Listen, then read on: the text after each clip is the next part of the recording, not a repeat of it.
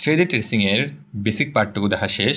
এখন আমরা direct solve করব, স্টেপ বাই স্টেপ দেখব। শুরুতে আছে ইন্টিজার স্টার ফাং থ্রেড, ব্র্যাকেটে মানে আর্গুমেন্ট হিসেবে নিচ্ছে ইন্টিজার স্টার ভি। এটা কী মিনিং করে সেটা আমরা শুরুতেই ভাবতে যাব না, কারণ আমাদের কনসার্নটা হচ্ছে মেইন ফাংশনটাকে নিয়ে। আমাদের কাজটা শুরু হবে মেইন ফাংশনকে দিয়ে। আমরা যখন দেখলাম যে শুরুতে এরকম কিছু একটা আছে, তার মানে এটা অবশ্যই মেইন ফাংশন না, এটা অবশ্যই হচ্ছে আমার হেল্পার ফাংশনটা। এখানেও যে লেখাটা লেখা, এখানেও সে লেখাটা লেখা, এখানে শুধু ইনিশিয়ালাইজ করা আর এখানে পুরোটাকে ডিফাইন করা। এই লাইনটা আমরা আপাতত দেখব না, পরের লাইন থেকে কাজ শুরু করব। দেখো আমার মেইন ফাংশনটা কিন্তু এখনও শুরু হয়নি।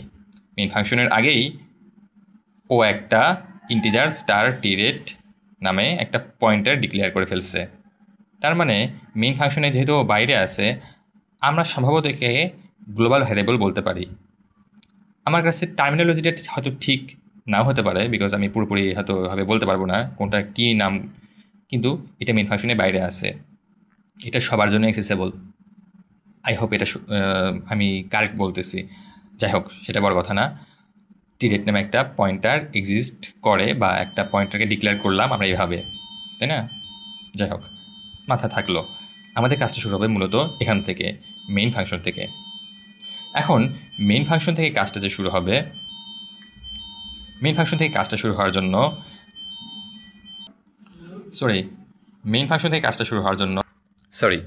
এই যে মেইন ফাংশন থেকে কাজটা শুরু হওয়ার জন্য আমরা দেখব যে শুরুতে একটা লেখা আছে পি থ্রেড আন্ডারস্কোর টি স্পেস T1। এর মানে হচ্ছে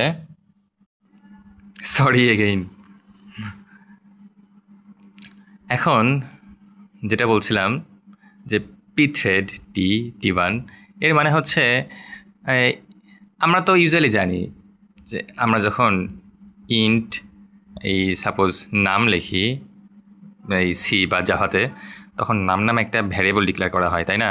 তারপর ধরো যে আমরা নামকে লিখে দিই যে 5, তার মানে নামের মধ্যে এখন 5 আছে, এভাবেও লেখা যায়।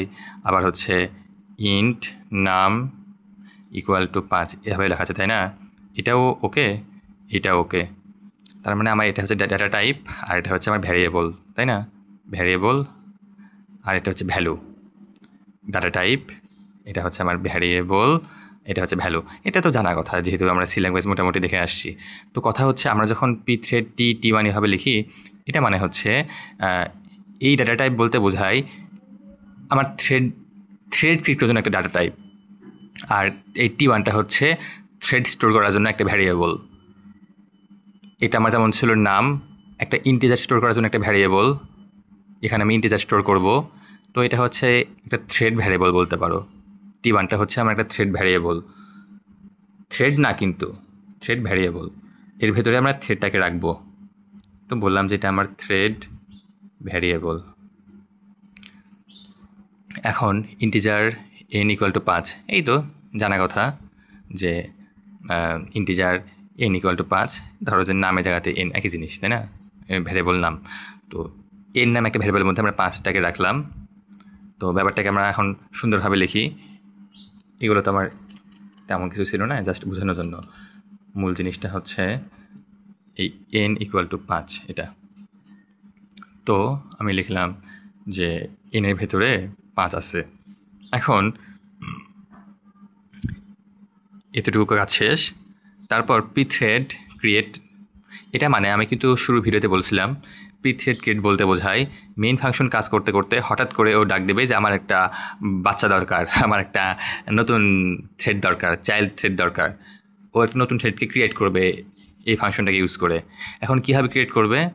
ক্রিয়েট করার জন্য ও প্রথমে এই যে অ্যান্ড T1, এই যে T1টাকে লিখবে। অ্যান্ড T1 মানে কি, পয়েন্টটা জানা থাকলে জানা কথা, এখন এক্সপ্লেন করার দরকার নাই।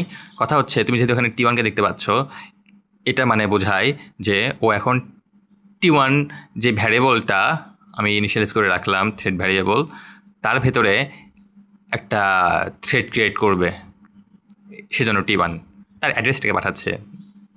এখন নাল মানে কি জানা দরকার আপাতত নাই। আর যেখানে ফাং থ্রেড না, আমি শুরুতেই বলছিলাম যে ফাং থ্রেড বলতে বোঝায় যে আমার ওই ফাংশনটা, যে ফাংশনটা হচ্ছে হেল্পিং ফাংশন, যেই ফাংশনটাই বেসিক্যালি আমার এই থ্রেড ক্রিয়েট করার কাজটা করবে। আমার হাতে তুমি জানো যে T1 নামে একটা ভ্যারিয়েবল আছে, থ্রেড ভ্যারিয়েবল, সেটা তো ফাঁকা, তার ভেতরে কিছু অ্যাসাইন করা নাই। সো তার ভেতরে থ্রেডটাকে বানানোর জন্যই আমি এই ফাংশনটাকে ব্যবহার করব, আর তাকে এখান থেকে কল করব পি থ্রেড ক্রিয়েটের মাধ্যমে, তাই না? তো এখন এটা যে পাঠাবো এই ফাংশনটার পরিচয় একটু দেখে আসি। ফাংশনটার পরিচয় হচ্ছে এই ফাংশনটা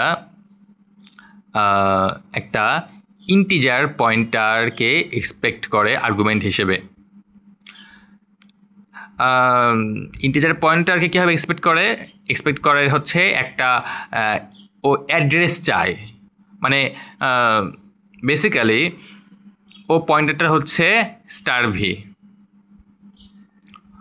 ও এই ভ্যারিয়েবলটার ভেতরে মানে অন্য কোনো একটা ভ্যারিয়েবলের অ্যাড্রেস স্টোর করতে চাই।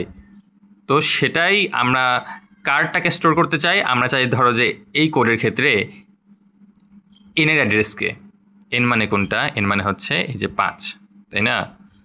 তো যেহেতু পয়েন্টার নিয়ে মোটামুটি আইডিয়া আপাতত হয়তো আছে, আই থিঙ্ক এটা নিয়ে প্যারা হবে না। আমরা n = 5 সেই এনের অ্যাড্রেসটাকে এখানে পাঠাবো। পাঠানোর পরে ধরো যে কাজটা ওইভাবে হবে। কীভাবে হবে? আমরা যখন এনের অ্যাড্রেসটাকে এই ভির ভেতরে পাঠালাম, তখন এই *v বলতেই কিন্তু আমরা তখন এনকে বুঝবো, তাই না? যেহেতু পয়েন্টারের এটা বেসিক, এটার ডিটেলে এক্সপ্লেন করা আপাতত দরকার নাই। আমরা সহজে এটা বলতে পারি যে যখন আমরা এনকে পাঠাবো, তার মানে হচ্ছে *v = n। তার মানে *v আর n তখন একইভাবে কাজ করবে, মানে *v যেই জায়গাটাকে বোঝাবে, এনও সেই জায়গাটাকে বোঝাবে। *v তখন এই 5কে বোঝাবে, এনও তখন এই 5কে বোঝাবে। আমি যদি এনে চেঞ্জ করি, এটা মানেও যে কথা, আমি *vতে চেঞ্জ করি, সেটা মানেও ওই একই কথা, তাই না? তো এইটুকু বোঝার পরে আমি যখন দেখলাম যে ক্রিয়েট করতে গিয়ে আমি ফাংশনকে কল দিছি, আমি ডাইরেক্ট নিচে চলে আসবো। নিচে চলে এসে যখন দেখবো এই অবস্থা হয়ে আছে যে হচ্ছে *v = n, তখন আমি যেটা করব, ঠিক আছে এটুকু বুঝলাম, পরের লাইনে আসি। পরের লাইনে কী করতে চাইছে? পরের লাইনে বললো যে *v = v, এটা হচ্ছে মাল্টিপ্লিকেশন সাইন, দুটো সাইনই কিন্তু এক, কিন্তু এক মনে হলেই এক, আসলে কিন্তু না। এইটুকু হচ্ছে *v আর এটা হচ্ছে মাল্টিপ্লিকেশন সাইন, আর এটা হচ্ছে 5। তো এটা মানে *v এর ভ্যালু আগে যা ছিল তার সাথে 5 মাল্টিপ্লাই করে দাও। *v মানে কি? *v মানে হচ্ছে n, আমরা বুঝলাম। তো তার মানে n এর ভ্যালু আগে যা ছিল তার সাথে 5 মাল্টিপ্লাই করে দাও। তো n এর ভ্যালুকে আমরা এখানে চেঞ্জ করব। তুমি তো বুঝতে পারছো যে *v আর n একই জিনিস, বলে আসলাম একবার। তো কি বলছে? 5 মাল্টিপ্লাই করে দাও। তার মানে 5 এখন হয়ে যাবে 5 × 5 মানে 25। উপরে এগুলো কী লেখা? তো 5 আর 25, 5 থেকে 25 হয়ে গেল, এনের ভ্যালু এখন 25। তো আমি এখন এটাকে এনও বলতে পারি, আবার *v বলতে পারি, তাই না? যাই হোক, আবার বারবার সেম রিপিট করতেছি, বিরক্ত হয়েও না। এই লাইনটা এক্সিকিউট করার পরে আমরা তখন দেখলাম যে এ আমাকে বলল যে এখন ঠিক আছে, বুঝলাম যে এখান থেকে আমরা *v ভ্যালু 25 হয়ে গেল, বা এনের ভ্যালু 25 হয়ে গেল। তো এখন কাজটা হচ্ছে রিটার্ন করে দাও ভিটাকে, নট *v, শুধু ভি। শুধু ভি মানে কি? শুধু ভি মানে হচ্ছে সেই ভ্যারিয়েবলটা যার ভেতরে এই এনের অ্যাড্রেসটা আছে। মানে পয়েন্টারের বেসিস যেহেতু জানো, এটা হচ্ছে and n, এই যে and n মানে ভি এর ভেতরে আমরা হচ্ছে মানে এনের অ্যাড্রেসটা স্টোর করতেছি। মানে এই যে পয়েন্টারের ভেতরে যে অ্যাড্রেসটা ছিল, মানে পয়েন্টারের সাথে আমার ভি পয়েন্টারের সাথে এনের যে একটা সম্পর্ক ছিল, তো সেই সম্পর্কটা পাঠিয়ে দিচ্ছে ওপরে। এই পাঠায়ে এই অ্যাকসেপ্টটা কোথায় হবে জানো? অ্যাকসেপ্টটা কিন্তু আর এখানে হবে না, অ্যাকসেপ্টটা হবে pthread join নামে যে ফাংশনটা আছে এখানে। এটা হচ্ছে একটা কনভেনশন। কেন কীভাবে কাজ করে সেটা আমি জানি না, ক্লাসে বলা আছে এভাবে, তো এভাবেই। তো এই যে রিটার্ন করে এইটা চলে যাবে এই যে আমার T1-এর pthread join নামে যেই ফাংশনটা আছে তার সাথে T1 মানে আমার যেই থ্রেডটাকে আমি কাজ করতেছি তার সাথে দেখা যায় নতুন একটা আর্গুমেন্ট দেয়া। এই নতুন আর্গুমেন্টটার ভেতরে, নতুন আর্গুমেন্টটা মানে কি? একটা অ্যাড্রেস। এন্ড সামথিং মানে একটা অ্যাড্রেস না, আর আমি কি পাঠালাম, আমি পাঠালামও একটা অ্যাড্রেস, তো এর ভেতরে এই অ্যাড্রেসটা চলে যাচ্ছে। কার অ্যাড্রেস? এই যে বলতে পারো ভিয়ের অ্যাড্রেস, মানে ভিয়ের অ্যাড্রেস তো না, ভিয়ের ভেতরে এনের অ্যাড্রেস আছে, মানে এনের অ্যাড্রেসটা ভাই পাঠাচ্ছে এখানে। এনের অ্যাড্রেসটা আগে ছিল ভিয়ের ভেতরে, এখন সেই এনের অ্যাড্রেসটা এখন আছে ধরো যে টিরেটের ভেতরেও, তাই না?